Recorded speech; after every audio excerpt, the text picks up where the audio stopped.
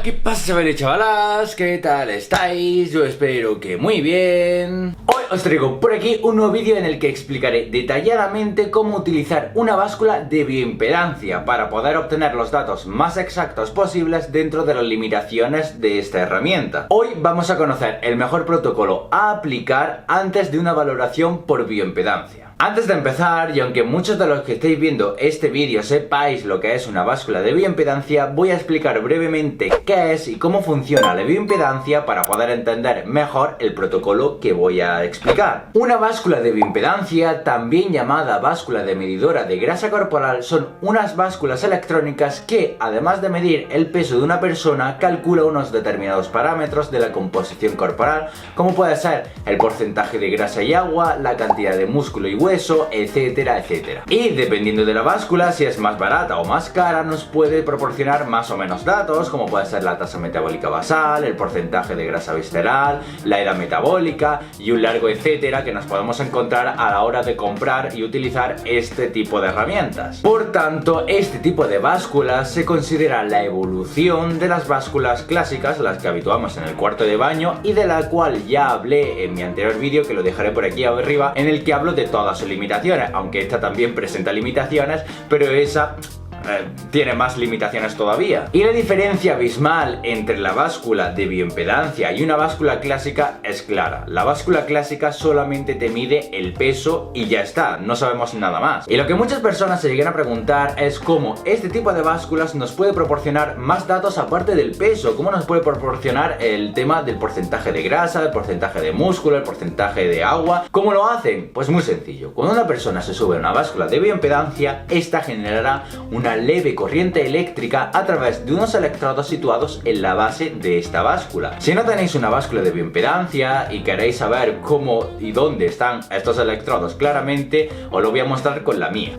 Este sería mi báscula de bioimpedancia. No sé si se apreciará mucho, pero aquí hay un cuadrito, aquí hay otro cuadrito y abajo tenemos otros dos cuadritos. Entonces situamos aquí los pies. Bueno, primero tendríamos que encender la báscula y una vez se enciende pondríamos aquí un pie y aquí otro pie, y estos cuadraditos serían los electrodos que generarían esa corriente eléctrica. Y como consecuencia, esta leve corriente eléctrica recorrerá todo nuestro cuerpo midiendo la bioimpedancia o resistencia al tejido graso. Por esto mismo es importante que las personas con problemas de corazón no realicen este tipo de mediciones, porque pueden tener problemas al recorrer parte de electricidad por el cuerpo. Y de esta forma, la masa libre de grasa, como pueden ser los músculos o los huesos, favorecen esa corriente eléctrica, puesto que sus elementos son buenos conductores, es decir, tienen una baja impedancia al recorrer una mayor cantidad de fluidos y electrolitos corporales. Y por el contrario, la masa grasa proporcionará una mayor resistencia al paso de la corriente por su falta de fluidos, es decir, una alta impedancia. Resumiendo, cuando esta electricidad atraviese todo tu cuerpo, las zonas en las que vaya muy rápido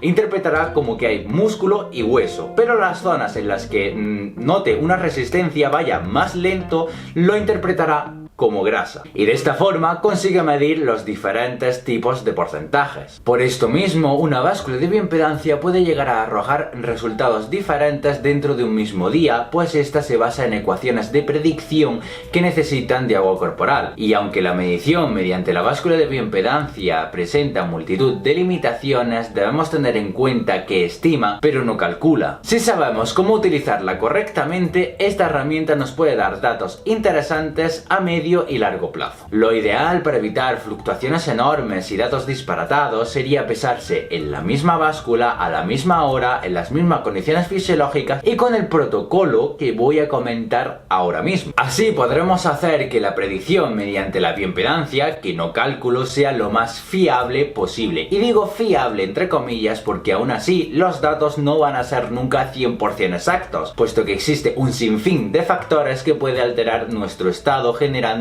en la báscula predicciones inexactas. El protocolo a tener en cuenta antes de medir nuestra composición corporal o la de otra persona y que ésta sea lo más exacta posible lo encontramos en el documento de consenso del Grupo Español de Cineantropometría de la Federación Española de Medición y del Deporte. En este documento, que dejaré abajo en la descripción por si alguien quiere leerlo tranquilamente, dice lo siguiente: para asegurar la exactitud de la predicción de las ecuaciones de bioimpedancia bioimpedancia, los sujetos deben seguir estrictamente una serie de normas que a continuación se detallan. Estas normas son 7 y serían las siguientes. Primero, no comer ni beber en las 4 horas previas al test de bioimpedancia. La explicación es obvia: si nuestro estómago presenta comida, al realizar una bioimpedancia, la corriente eléctrica que atraviese nuestro cuerpo también recorrerá esa comida que tenemos en el estómago, pudiendo medir más grasa de la que realmente tenemos. Y estas 4 horas serían un mínimo a aplicar. Cuanto más tiempo pasemos sin comer, mejor. Por esto mismo, yo siempre recomiendo pesarnos en la mañana, justamente al levantarnos sin haber desayunado, claro está, para asegurar unos datos más exactos. Segundo, no realizar ejercicio extenuante 12 horas antes. Esto, aunque no lo creáis, es verdaderamente importante, y no porque la báscula vaya a mediros más musculatura, que todo lo contrario. Pesarnos después de realizar algún tipo de actividad física extenuante puede subestimar la masa libre de grasa hasta 12 kilogramos. Tercero, orinar 30 minutos antes del test para eliminar todo ese exceso de líquido que tengamos en el cuerpo. Cuarto, no consumir nada de alcohol 48 horas antes del test, es decir, 2 días antes de pesarnos no podemos beber nada de alcohol, básicamente por la deshidratación y vasodilatación que produce esta droga. Quinto, no consumir diuréticos 7 días antes. Sexto, no realizar la bioimpedancia durante la fase lútea, debido a que durante esta fase del ciclo menstrual retenemos muchísimo más líquido. Y séptimo, eliminar cualquier elemento metálico del cuerpo, como puede ser relojes, pulseras, pendientes, piercing, collares, etc. Y este sería el protocolo a tener en cuenta antes de medir nuestra composición corporal a través de una báscula de bioimpedancia. A este protocolo se ha sugerido también contar el consumo de café y té desde unas horas hasta 24 horas antes, basándose en el efecto diurético de la cafeína. Y a ver, la cafeína cuenta con un efecto diurético, pero al tomarlo junto con la infusión, el mismo líquido que ingerimos lo expulsamos. Por lo tanto, este efecto diurético será imperceptible. No podemos asemejar los diuréticos en pastilla al efecto diurético de las infusiones. A pesar de tener todo esto en cuenta y realizar las medidas siguiendo estrictamente el protocolo, hay que saber que la báscula de bioimpedancia es una máquina que cuenta con sus limitaciones a la hora de predecir. Por esto mismo, no debemos agobiarnos al encontrarnos con variaciones dentro de un mismo día o de un día para otro. Hay que ponerse en perspectiva y analizar las posibles incoherencias en los resultados y en las evoluciones, que son bastante habituales. Y lo ideal sería no quedarnos únicamente con los datos que nos dé la báscula, sino combinarlos con otros datos que nos da, por ejemplo, la antropometría. Lo malo, que aquí necesitamos más utensilios, que son más caros, además de tener una persona externa que lo sepa medir y nos lo mida, por lo que se complicaría eso un poco. Así que cuando nos midamos por bioimpedancia y no tengamos opción a lo otro, sepamos leer correctamente los datos que nos arroja la báscula. Por último, algo importante a la hora de realizar una bioimpedancia es conocer algunos de los factores que pueden afectar a esta medición. Estos factores son: usar diferentes máquinas nos puede dar diferentes resultados. Aunque te peses en las mismas condiciones, en el mismo día, a la misma hora, te pesas en una báscula y seguidamente te pesas en otra, los resultados pueden variar y mucho. Beber o comer algo, haber realizado ejercicio físico, utilizar incorrectamente las ecuaciones. Estas serían las ecuaciones que realizan las mismas básculas de bioimpedancia para que nos dé los datos. Tener la vejiga urinaria llena, la hidratación y deshidratación, disminución de la temperatura ambiente de 35 a 14 grados o aumento de la temperatura ambiente de 14 a 35 grados. O los implantes y las prótesis. Estos no solo alteran el peso final, también los materiales utilizados en los implantes y las prótesis pueden influir en la alteración de los datos de la bioimpedancia. En estos casos, como lo más probable es que los implantes y las prótesis no se puedan quitar, no nos quedará más remedio que asumir estas posibles variaciones al presentar los implantes y las prótesis, a diferencia de no llevarlos. Y bueno, chavales, hasta aquí la explicación de cómo utilizar correctamente una báscula de bioimpedancia para obtener los datos más exactos posibles. Como soy muy consciente de que la gran mayoría de las personas se está desplazando de una báscula convencional a una báscula inteligente, una báscula de bioimpedancia, y cada vez más personas tienen este tipo de básculas, veía necesario y conveniente realizar este vídeo para explicar cómo utilizar correctamente este tipo de básculas, porque existe un protocolo de 7 pasos a tener en cuenta, además de unos factores que pueden influir a la hora de pesarnos. Por lo tanto, como estas básculas dan muchos más datos, puede generar más problemas a la hora de ver unos datos disparatados no solamente de peso, sino de porcentaje de grasa, de porcentaje de músculo,